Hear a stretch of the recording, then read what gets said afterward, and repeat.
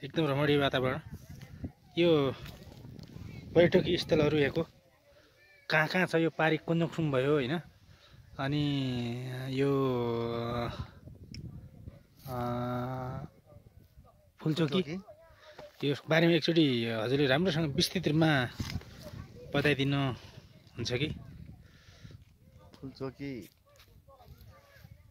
पहिलादेखि नै भएको हो, अनि अलि माथि गएर कुन्जुङसुम, जहाँ चाहिँ अब यहाँको बारेमा पनि भनिदिनुहोस्, यो चौघरेको बारेमा। अनि पारी गोठखेल। चौघरे कुन्जुङसुम गाउँपालिका वडा नम्बर 1 मा पर्छ। त्यो चाहिँ ठाउँको नाम चाहिँ चौघरे।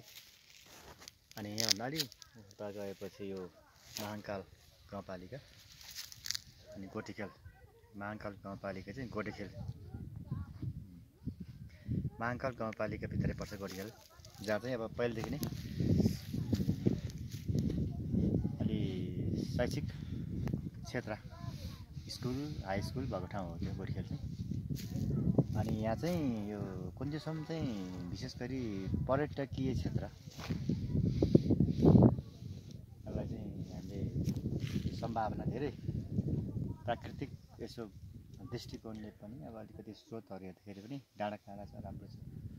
अब यता अति उत्तर साइडमा हेऱ्यो भने फुलचोकी डाँडा होइन, अनि पूर्व साइडमा हेऱ्यो भने कुन्जुङसुम डाँडा छ त्यहाँ, जहाँ चाहिँ गुप्तेश्वरको पहिलादेखि नै त्यो मन्दिर गुफा भएको ठाउँ हो, जहाँ चाहिँ धेरै यो काठमाडौँ, भक्तपुर, ललितपुर विशेष गरी मानिसहरू, यो तीर्थयात्रीहरू, भक्तजनहरू भनौँ न होइन, हाम्रो यहाँबाट त्यहाँ चाहिँ आउँछ। राजधानी काठमाडौँ पुग्न जम्मा 40-42 किलोमिटर भए तापनि तर त्यति विकसित नै अब पुग्नको लागि चाहिँ अब लगनखेल पुग्नको लागि यस ठाउँबाट चाहिँ लगभग 24-25 किलोमिटर हो, धेरै टाढो होइन। अहिले त अब लेलेबाट त अब नल्लु भन्ज्याङबाट नै एकदम पिच बाटो हो होइन। लगभग तपाईँको बाइकमा आउने हो भने लगनखेलबाट लेले नल्लु भन्ज्याङसम्म आउनको लागि लगभग आधी घन्टादेखि अब 40 मिनटको समय लाग्छ। त्यहाँबाट अलि पूर्व पश्चिम के अरे उत्तर पूर्व हुँदै हुँदै हामी आयो भने कुन्जुङसुम गाउँपालिका आइपुगिहाल्छ। यहाँ चाहिँ एकदम प्राकृतिक रूपमा स्वच्छ वातावरण छ कि काठमाडौँमा बस्ने काठमाडौँवासीहरूलाई चाहिँ एकदम त्यो अनौठो हुन लाग्न सक्छ, किनभने हाउसफुल छ त्यहाँ है, वातावरण रमणीय छ, चिसो एकदम चिसो छ रहेछ ठाउँ है। त्यहाँको वातावरण र यहाँको वातावरण धेरै फरक छ, स्वास्थ्यको लागि धेरै राम्रो हो। यहाँको लाग्छ कि यहाँको हावाले नै रोगहरू कति रोगहरू निकाल्छ। अर्को कुरा तपाईँको यहाँको मान्छेहरूले तपाईँको भैँसी पालेको देखिन्छ, भैँसीको दुधहरू बेचेर अनि अहिले तपाईँको यो कार्यक्रमहरूतिर जता कतै यो जिउहरू ल्याउने त्यो यो विकृतिहरू आइरहेछ क्या अहिले। एउटा विकृति हो होइन। अब के छ भने यो त यसको लागि चाहिँ यो डियो, यो चिसो भनौँ न, कोल्ड ड्रिङ्क, यो पहिला त अब तामाङ समाज हाम्रो अब भनौँ न मतवाली जातिले चाहिँ अब रक्सी र यो मकैको भ्याबर भन्छ के अरे होइन, त्यस पछाडि रक्सी हुँदै अब अहिले चाहिँ त्यो छोड्दै पनि आएको हो। यसको विकल्प रूपमा अहिले चिसो यो कोल्ड ड्रिङ्कहरू बढी सेवन गर्ने कुरा, यो पनि अहिले अलिकति यसप्रति चाहिँ यसले स्वास्थ्यको लागि फाइदा छैन भन्ने कुरो चाहिँ प्रचार प्रसार भइसकेको छ, बुझ्दै आएको छ।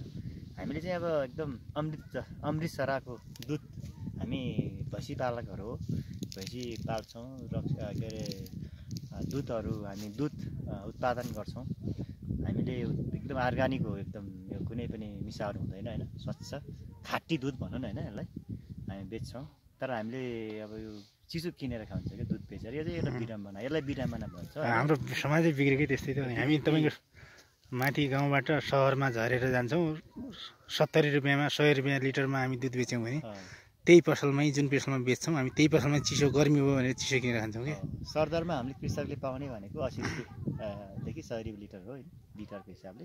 अब यहाँ फ्याटको हिसाब आउँछ, कोही त 120 140सम्म पनि कृषकले लिन्छ, किनभने उसको फाइटको हिसाबले हुन्छ होइन, यहाँ फ्याट आउँछ नि त, फ्याटको हिसाबले हो। अब हामीले यो चिसोलाई चाहिँ हामी पहिलाको दाँजोमा चाहिँ अब 2-3 वर्षको अगाडिको दाँजोमा चाहिँ मेरो विचारमा चाहिँ 80% चाहिँ 20%मा झारेको छ भन्नु। पहिला 100 हुन्थ्यो भने अहिले 80%सम्म चाहिँ सेवन हुन्छ। यो बिस्तारै यो चाहिँ अब मान्छेले बुझ्दैछन् बिस्तारै होइन। अब होइन यस्तो छ, अहिले तपाईँको सहरतिरको मान्छेहरू सुध्रिन थाले, होइन सहरतिर चाहिँ यस्तो अब जस्तै कोल्ड ड्रिङ्कहरू चिसोहरू खानुहुन्न भन्ने मानसिकता भइरहेछ। तर गाउँतिरका मान्छेहरू चाहिँ अहिले चाहिँ यो विकृति एकदम भित्रिएर अहिले गाउँतिर चाहिँ त्यस्तो भएको मैले महसुस गरिरहेको छु। त्यो सही हो, सरको भने एकदम ठिक छ। गाउँमा अलिकति के भने काठमाडौँ भन्ने बित्तिकै अब यो सबै कुराको स्रोत है सेन्टर हो। अब शैक्षिकदेखि लिएर अलिकति बुद्धिजीवी अब रिसर्च सेन्टरहरू होइन सबै बुद्धिजीवी बस्ने ठाउँ हो। त्यहाँबाट चाहिँ अब गाउँतिरसम्म नै बिस्तारै त्यो फैलिँदै जाने हो नि होइन। अहिले अब यो कुरा चाहिँ गाउँसम्म फैलिएको छ। यो चिसोले चाहिँ स्वास्थ्यको लागि चाहिँ फाइदा छैन भन्ने कुरो चाहिँ हामीले अलिअलि अब थाहा भइसकेका छौँ।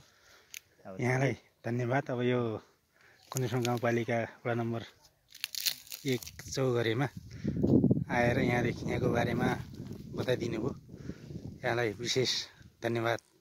हजुरले पनि धन्यवाद। यहाँ यति टाढा आउनुभयो। एउटा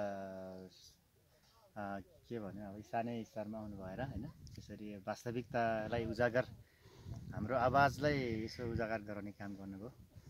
तपाईँलाई पनि कुन्देश्वर गाउँपालिकामा स्वागत गर्छु। म त यहाँ कुन्देश्वर गाउँपालिका हो, एउटा साधारण कृषक पशुपालन गर्ने व्यक्ति हो। अब अझै पनि तपाईँले डिटेल रूपमा अब अलि गहिरो रूपमा बुझ्नको लागि चाहिँ अब वडा कार्यालय हाम्रो गाउँपालिकाको हाम्रो सहरहरू हुनुहुन्छ त्यहाँतिर जानुभयो भने अझ तपाईँहरूले धेरै कुराहरू बुझ्न सक्नुहुन्छ। हस् धन्यवाद।